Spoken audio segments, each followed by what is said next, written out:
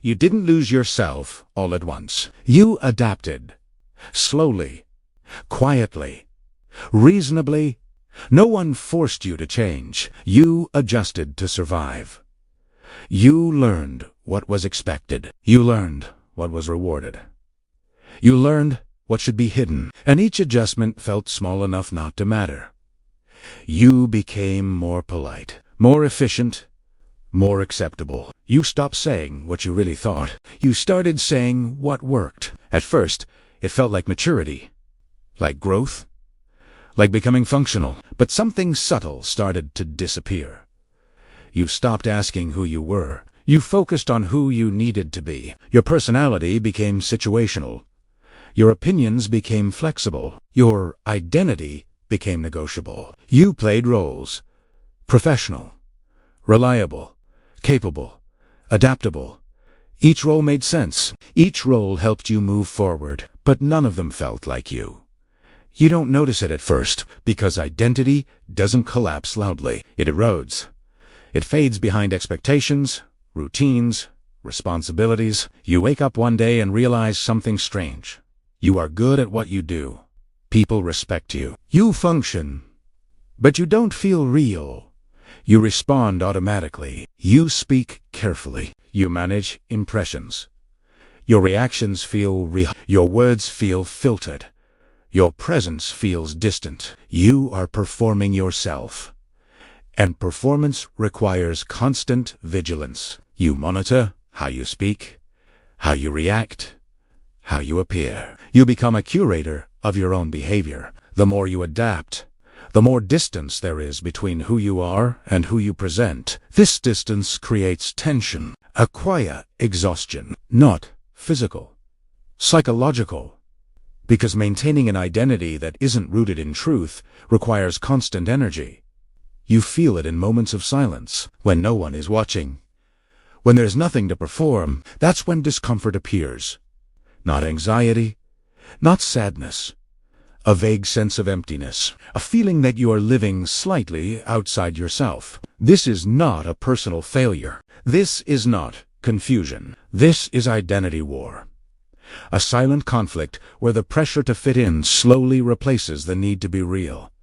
You are not being attacked directly. You are being reshaped. And the most dangerous part of this war is that it feels reasonable. At some point, identity stopped being something you discovered and became something you managed. You didn't decide this consciously.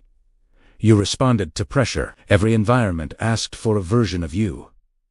Work required one face. Family expected another. Social spaces rewarded a third. So you learned to switch. You adjusted your tone. You softened opinions. You sharpened what was useful and hid what was inconvenient.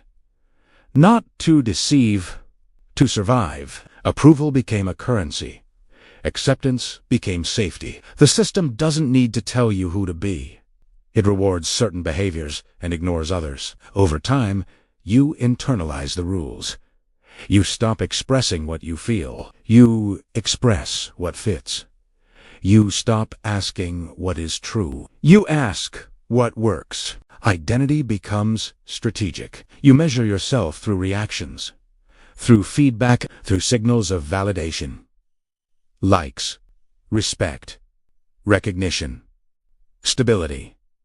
Each one reinforces the performance, and performance creates distance. The more you perform, the more fragmented you become. You are one person in public, another in private, another alone. Switching becomes automatic. You no longer notice the effort it takes to keep all versions aligned.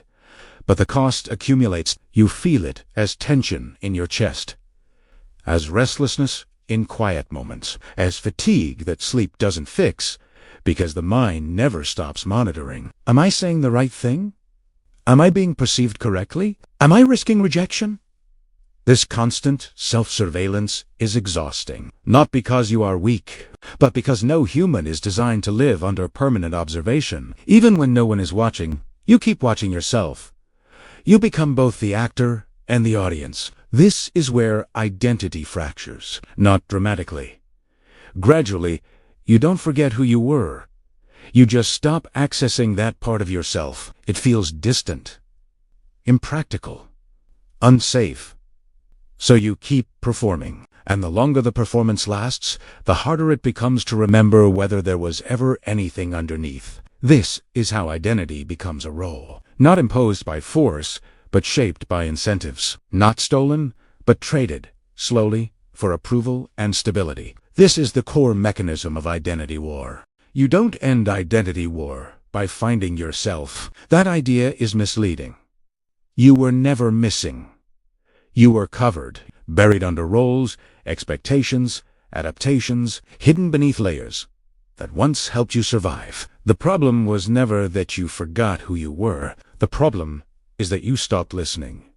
Reclaiming your identity does not require reinvention. It requires subtraction, removing what doesn't belong, letting silence exist without filling it, allowing discomfort without immediately managing it.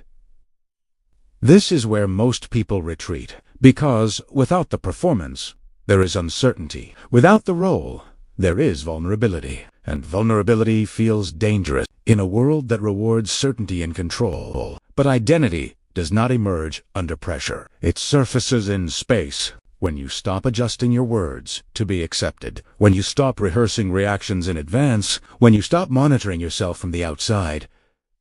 Something subtle returns. Not confidence, not clarity, honesty.